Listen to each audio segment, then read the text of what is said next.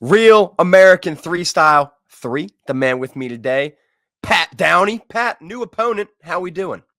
Very good, sir. PD3 with the RAB on RAF3. Let's go. I love it, bro. And like I said, new opponent was Corey Anderson, now Joaquin Buckley. Before I ask you about Buckley, I know Anderson got hurt. Do you know anything beyond that? No, just saw his post yesterday, and man, we just started going through names of rematches or not rematches, replacements. Yeah. And yeah, Buckley was the guy. So sick, He's got even bigger following, and he's never trained with me like Corey has. He doesn't have like access to like my old training partners and that ability to scout me quite as well because he's never felt me. Buckley and I have never trained together.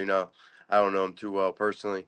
I mean, with that being said, though, I do know Corey well personally. He's a good family man, and I don't think he's scared or ducking me or anything like that. I wish him a full speedy recovery. Dude's not known for pulling out. I mean, we trained together for quite a Yeah. bit of time in Jersey at the NJRTC when I was on Team USA. You know what I mean? So Mm-hmm. we all know each other well. So I hope all is good on his side, and I'm sure he'll make a full comeback. But yeah, I'm pumped for the replacement. Yeah, Corey's the man. He's training at Catone's and Dante's. I run into him every now and then. So speedy recovery, Corey. But talking about Joaquin Buckley, I mean, what are your thoughts on Buckley? He's obviously, a character. He's got somewhat of a big mouth sometimes. So does this one excite you? Yeah, it's cool. He's definitely fan friendly. So it's going to be entertaining on and off the mat. Varner is a great opponent on the mat, but not the best guy to go back and forth with on a press conference or on social media. And you get what I'm saying. So it's not so this one's a lot easier to market. Now this is at 205, and Buckley usually fights 170. I imagine he walks somewhere around, I don't know, 190, maybe low 200. So are you looking at the size difference at all to be a factor? Yeah, because I was just giving up 20, 25 pounds, and now I'm coming down from 215 to 205, So I'm definitely good, height, frame. You guys will see, once we're in the singlets and stuff. I'm gonna be the bigger man for sure. And you said you never trained with Buckley, but I mean, obviously we've all watched him in UFC and other things. So like, do you have any insight to this matchup and the styles, or is it kind of just like whatever happens, happens? I'm gonna do me. Yeah, styles make matches, man.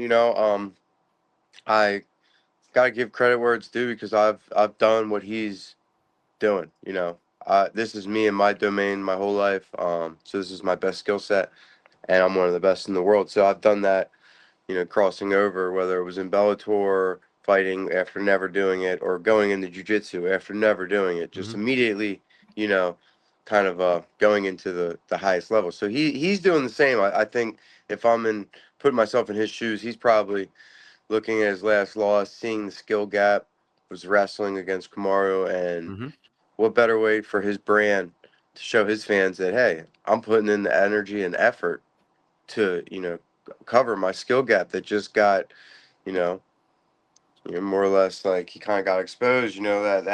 Everybody thought Buckley was going to win. I think he was the favorite going into that, and Yep. then Usman showed what wrestling is. So maybe that's part of his incentive, if you will, to kind of come up to a bigger guy with accolades and a good name like me. So I'm just thinking of his perspective, But I've been there, and it takes a lot of courage. So respect to him. The dude's a gamer, And nobody in the top 5 or top 10 in any sport in the world. That's special territory. You're the 1% of the 1%. Nobody in the top 5 or top 10 of any combat sports is an idiot. I tell people this all the time. No, I can't find a stupid world team member or any of my national team members, constituents in Team USA. You're not going to find ones that are just idiots because Right. you have to be very smart to be one of the best professionals in anything you don't fucking chess. Well, obviously that's an intellectual game, but ping pong, anything. You get what I'm saying? Yeah. Fucking throw cornhole, pickleball. They're smart people. So he's definitely doing something for a reason. So I think this is like kind of like a way for him to cover that skill gap. Now, before Buckley, were there any other names given to you, or no? Tons, dude. We went through so many names. All right. I mean, like, please me a little bit. Just bring Sure, some out. yeah.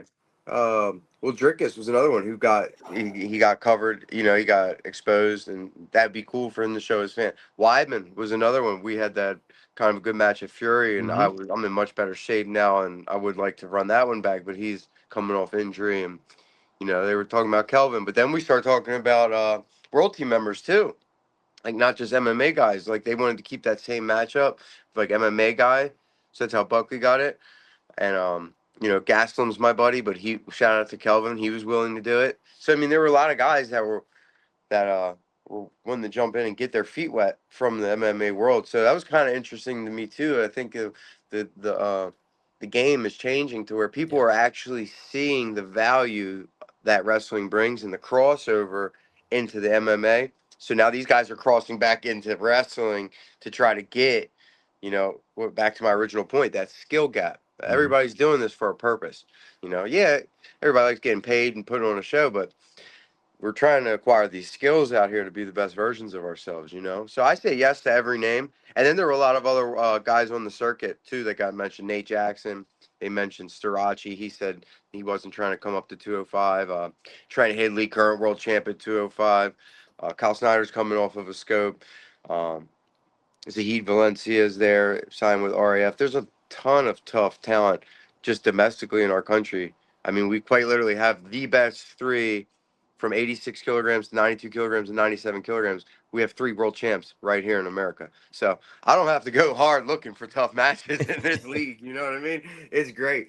So this is really cool of them coming off of me just saying yes to the only Olympic champ on the last card. I took that match, and now it's kind of like, okay, I get to wrestle somebody who's not an Olympic champ. Who's, Yeah. you know what I mean? It's a nice, favorable matchup for me to kind of build some momentum. And you know, I don't want to look past Buckley, but I'm looking forward to this next call out after I get this W. Oh, so you got a call out planned, is what you're saying at the least. I do. I got a call out plan. All right. Well, I'm not going to ask 'cause I know you'll tell me no, so I'll let you do it after the match. Yeah, I'm I not get gonna it. spoil it. I get it. I'm not new to this thing. But last thing about Buckley, Pat, do you have, and it doesn't have to be shit talk, do you have a message to Buckley? And the reason I ask is because he's going to certainly start talking soon. Nah, man, I really don't. I got nothing but respect for somebody that does it because I've been there and I know what you know the courage and the you know the humility it requires to be willing to accept, like, hey, I'm a white belt in this, you know. But there's a message to him, which, you know, we ain't playing MMA anymore. This is my world now. So you know, sink or swim. Main event, Chad Mendes, Michael Chandler. Who takes that one? That's sick. Mm-hmm. Oh man, I think I gotta go with Michael Chandler, man. The walk on, baby. I think he smokes him. Now, if that happens, and I mean, even if it doesn't happen, do you think we get McGregor and Michael Chandler at the White House, or is that never happening? I don't know. I don't. Dude, that's funny. I don't know. People still talking about it. It's like asking me if you think we'll ever get the Epstein files released. Well, I don't know about that either, man. It's the shit that, you know, Fugazi, Fugazi. Time will tell, you know? If I had the answer to that question, I'd probably be doing a whole lot more wrestling. Well, I like the honesty, Pat. After RAF, specifically, I guess next year, because I assume your year's winding down now. What else you got? You got any other plans? Anything scheduled yet, or at least things you want to be doing next year? Man, I'm still focused on December. I'm trying to get shit cracking next month. I got a few things in the pipeline. I'm talking to UFC BJJ, hop on that fourth card December 11th. Mm-hmm. Fury's got something December 27th, December 28th up in Philly. Talking to some connects out in Abu Dhabi for January. So, you know, maybe hit a month or two of like just teaching, but I'm trying to stay active. I've even turned down a lot of seminars because I like focusing on my training camp, and you know, I'm at home here, a beautiful girlfriend, beautiful home, pool in South Florida, beautiful dog. Like, I'm not, you know, I'm not in a hurry to leave anymore. You know, they gotta, you know, they gotta really incentivize the kid nowadays. Love it, man. Living the dream down there, bro. And I'm not trying to stoke the fire with this question, but definitely something I want to ask you. You're no stranger to going back and forth with a certain university. I'll just say it, Penn State. Ever possible, we get you grappling one of these Penn State guys in, RAF or Fury or something like that? That'd be sick. Yeah, my last grappling match was with Gino Morelli from Penn State. Did it. We competed in Subversive, and yeah, I can go watch that match back. It was sick. I threw him on his neck. I won an OT, and then had a weird controversial thing with Jake Shields with that match. But yeah, it was pretty interesting. So yeah, I'm no stranger to these different promotions. You know what I mean? Anyone, anytime, anywhere. You know, I say yes. So if you want to see it, just know the problem making that match isn't on my side. You know. I saw you recently at the tables with Homa Fights, Matty Betts. What was that like? Yeah, we You got guys win heat some check. money? We got heat check, man. We're Maddie and I are on a cooler. I'm in timeout. I don't know. Maddie's probably gonna get it back tomorrow in the fights, but that's God telling me to lock in, focus on my preparation, and I'm finally in a place where I don't need to go play the table games to try to make a living. You know, it's good. It's a good feeling. You know, I feel like I'm living my dream, and it's pretty cool. All the highs and lows, and now I'm getting paid to do what I love. You know. Well, even if you're not betting them, I got to ask you about like 3 UFC 322 fights just because it's a banging card. Yeah, it's fire. First up, obviously, main event, JDM or Islam. Who Yeah, I takes got that one? Makachev. I got Makachev. I do too. And everyone's saying JDM, and I was like, I don't Man, know. I don't know. I could see that. I could see a submission. I don't know. I could see decision. I could see kick. I could see knockout. It's tough. It's tough to pick, but how you bet against that guy? Exactly. What Yeah, about Sean Brady, Michael Morales? dude. I like Sean Brady by submission. I thought he was going to get the next title fight against Jack or Islam. Mm-hmm. Or no, excuse me, Bilal at the time. Jack or Bilal. I thought Brady was going to be that fight. You know what I mean? Because I fucking submitted Leon Edwards. I was like, Jesus, how's he not up next? Yeah, I got Sean Brady. And then last one, talking about Penn State. Man, this is like a grappler's delight, man. Bo Nickel or Adolfo Vieira? Sure, man. Dude, I don't know. I train with Adolfo more than I've trained with Bo, but I've competed against Bo, and Mm-hmm. I think the grappling kind of nullifies each other, and they end up fucking kickboxing the whole That's time. how it goes, man. I could see a decision going either side, coin flip. I could see a decision. Um, I don't know. I'll take Adolfo just because I don't fuck with penetration state. All right. I didn't say it, folks. PD3 said it. Before I get you out of here, one last set of questions. And we brought them up earlier, specifically just the domination, the skill gap. Have you seen your boy Khamzat Chimaev lately? Oh no, man, he's doing his champ tour. He's over there on the other side of the planet, dude. He's in fucking. I can't even keep up with dude. You know, he's cool. We stay in touch here and there, and Instagram. But you know, the wolf howls when it's time for me to come. If they need me, they know where to find me. You know what I mean? I'm actually signed with Wolfpack Management, his same team and his management. So they're always liking and posting my events, and you know what I mean, making sure I'm getting my value, helping me, giving me, but outside of obviously the best training partner I have in Hamzat. So that's amazing too. Just having that rapport with somebody who's the man. It's pretty cool. Pretty cool. Very humbling to be included every time. Yeah, I'll never turn down that opportunity. And You know that. my last question of this interview is still about Khamzat. It's a two-parter. It's one, who do you think should be next for Khamzat? And then two, does anybody beat Khamzat? Man, God, I'm gonna sound like a fucking glazing dick rider, No, but you're it's good. You're just good. tough. It's just like I don't see it. I train with the guy, and I know how. Like we know we're coming. He coming to rescue you. Nobody's has been able to stop him, taking him down for over 30 seconds. So like somebody really doesn't have to convince me or prove it to me. And I think the Alex Pereira fight makes a lot of sense.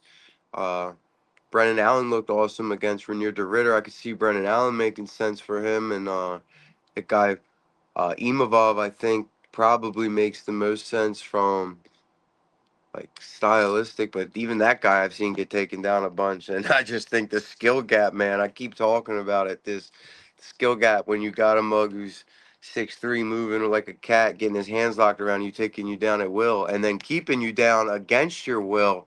People don't understand unless you've had it happen. You know what I mean? Like civilians don't understand what that's like. 23 and a half minutes of control time against the current champ, whatever the fuck the stat was. They just can't fathom that type of domination.